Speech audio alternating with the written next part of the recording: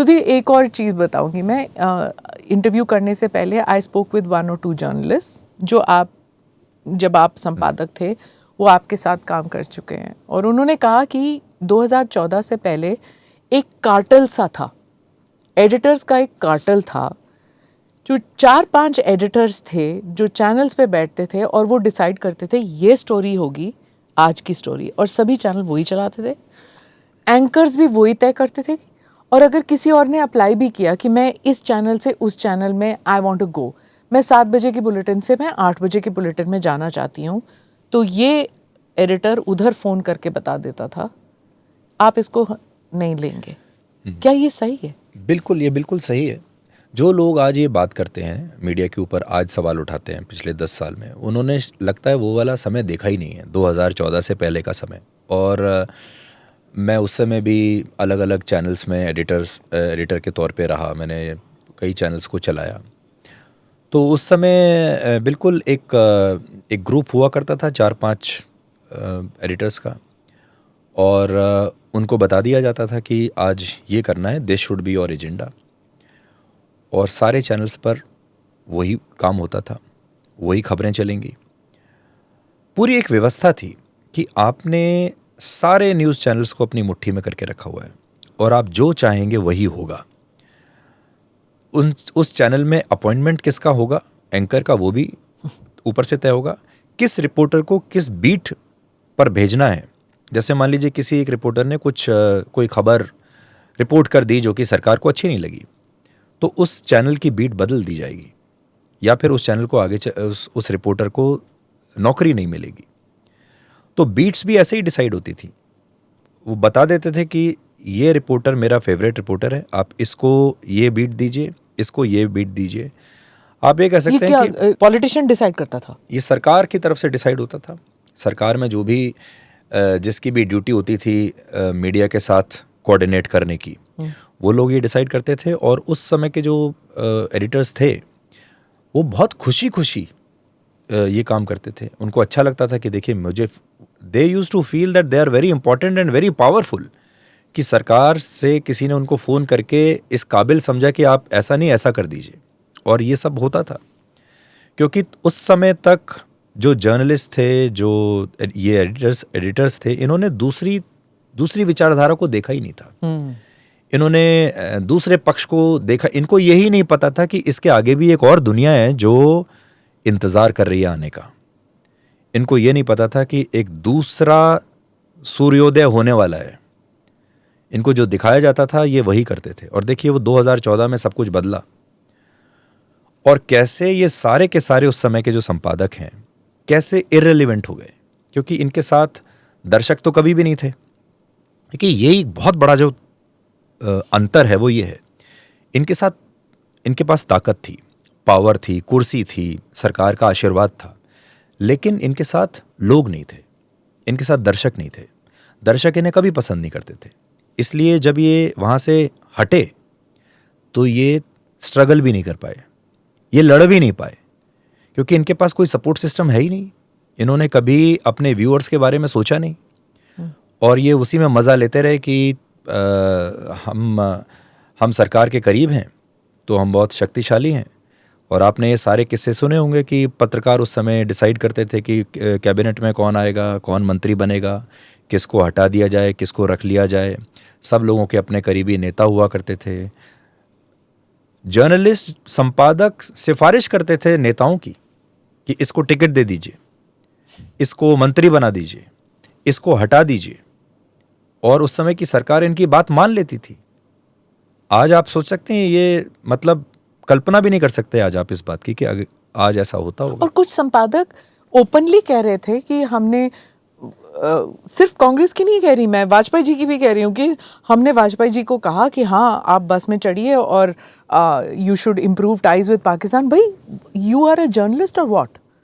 मतलब मैं कैसे अपने आप को एक पत्रकार मानूं अगर मैं प्रधानमंत्री को एडवाइस दे रही हूँ कि आप चाइना के साथ आप रिश्ता इम्प्रूव कीजिए, या फिर ट्रंप के साथ। Who are you? ये तो they have been elected by government of India. आप कौन है? आप कोई भी नहीं है। आप एक सैलरीड एम्प्लॉई है ऑफ अ प्राइवेट एंटरप्राइज, आपका क्या तुक बनता है? ना आप फिक्की या सीआईआई या किसी उस लेवल के हो कि हाँ आप industries voice you are and you are telling, लेकिन आप कौन हैं बताने के लिए that we should, prime minister should go to Pakistan, not go to Pakistan? ये मुझे आई कुड नेवर अंडरस्टैंड। और ये आइकॉन्स ऑफ जर्नलिज्म है। तो ये लोग पत्रकार कम थे और सलाहकार ज़्यादा बन गए थे। हाँ। और इनको जो ताकत का एहसास होता था वो ऐसे होता था कि उनको लगता था देश मैं चला रहा हूँ, मैं सरकार को बताता हूँ कि क्या करना चाहिए। And they use to feel that kick that they are very powerful, they are running the country. और उनके काम रुकते नहीं थे, उनकी सरकार उनकी नौकरी को प्रोटेक्ट करती थी। उनका जो पूरा उनका जो एक ग्रुप होता था उसको प्रोटेक्ट किया जाता था। तो आजकल ऐसे नहीं होता कि आज की सरकार चैनल्स को फ़ोन करके कि फलां एंकर को हटाओ, इसको डालो, इसको रखो, ऐसे नहीं होता? मतलब मेरे टाइम में मुझे कभी याद नहीं है कि मुझे कभी किसी ने ये कहा हो कि आप इस एंकर को रख लीजिए, इसको हटा दीजिए, आपको ये चीज़ करनी ही पड़ेगी। क्योंकि आप जी से आज तक में चले गए तो प्रेशर्स तो होते ही होंगे उधर उस चैनल में। बहुत सारे लोग ऐसा कहते हैं कि बहुत प्रेशर होता है, बहुत सारी चीज़ें होती हैं, पर वेरी ऑनेस्टली 2014 से पहले तो मैंने बहुत प्रेशर देखे हैं, झेले हैं, फ़ोन भी आए हैं, बहुत कुछ हुआ है। जैसे मैं आपको एक एग्जांपल बताता हूँ। 2002 में जब गुजरात दंगे हुए तो मैं रिपोर्टिंग कर रहा था और उस समय मैं काफ़ी दिन वहाँ पर था। और उस समय मोदी जी वहाँ के मुख्यमंत्री थे। तो जो मशहूर इंटरव्यू है उनका, जिसमें था एक्शन और रिएक्शन वाला, जिसको बार बार कोट किया जाता है, क्रिया और प्रतिक्रिया, वो इंटरव्यू मैंने किया था। इंटरव्यू मैंने किया, वो चला चैनल पे और उसके बाद अगले दिन अखबारों ने उसको फर्स्ट हेडलाइन बना दिया। इंटरव्यू में उन्होंने कहा था कि क्रिया और प्रतिक्रिया, लेकिन ना क्रिया होनी चाहिए ना प्रतिक्रिया होनी चाहिए, वो नहीं चला। लेकिन वो नहीं चला। तो कैसे सिलेक्टिव रिपोर्टिंग होती है। उसके बाद जब इस पर एसआईटी बैठी, जब एसआईटी बनी, ये भी यूपीए के टाइम पे, तो एसआईटी ने मुझे भी बुला लिया और कहा कि आपने ये इंटरव्यू किया था, हमें इस इंटरव्यू की कॉपी चाहिए। मेरे पास नहीं थी, तब तक ये टेक्नोलॉजी नहीं थी, टेप पर वो इंटरव्यू था और टेप जो है वो रिसाइकल हो जाया करते थे। तुमने कहा वो है नहीं अभी। तो उन्होंने मुझसे कहा कि आप ये बात लिख कर दीजिए कि मोदी जी ने ऐसा बोला था। तो मैंने कहा कि उन्होंने ये बोला ही नहीं था। तो उन्होंने मुझे अखबार की मेरे सामने एक कटिंग रखी और कहा कि देखिए अखबार में लिखा है। तो मैंने उनको कहा कि अखबार ने मिस कोट किया था और जो बात उन्होंने कही उसको खा गए, जो नहीं कही उसको उन्होंने लिख दिया। तो बार बार, मतलब कम से कम उन्होंने मुझे 3 बार बुलाया एसआईटी ने, और बार बार मुझसे ये कहा जाता था। और उस समय जो ऊपर के जो लोग थे वो भी ये कहते थे कि तुम क्यों इतना जिद कर रहे हो, इतना ही तो बताना है आपको, बस इतना कहना है कि अखबार में जो छपा है ये सही है और हाँ उन्होंने ऐसा ही कहा था। बस उस दिन मुझे पहली बार ये समझ में आया कि ये सरकार की मंशा क्या है, ये सरकार क्या चाहती है। मोदी जी ने कोई दबाव डाला आप पे? कभी नहीं, कभी भी नहीं। कभी उन्होंने आपको फोन करके कहा कि ये कहिए? Not even once. और मैं आपको आज भी बताता हूं, उसके बाद भी कभी नहीं, नेवर।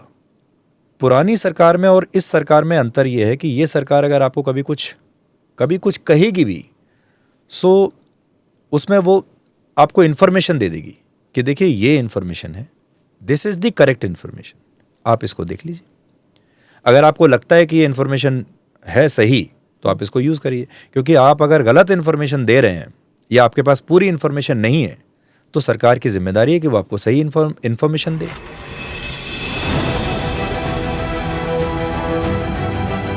नमस्ते, जय Hind. You're watching ANI podcast with Smita Prakash. अगर हम उसको मस्जिद कहेंगे तो फिर विवाद होगा। The issue is टूटा है क्या भारत? 400 पार का मतलब ये है कि संविधान खतरे में है। क्या हम लोग ये निर्देश देते हैं कि फला को गिरफ्तार करके जेल डाल? वही तो कह रहे हैं सब। ये बेबुनियाद निराधार आरोप। सच्चा सुनना चाहो देखो स्मिता प्रकाश ANI, it does not lie।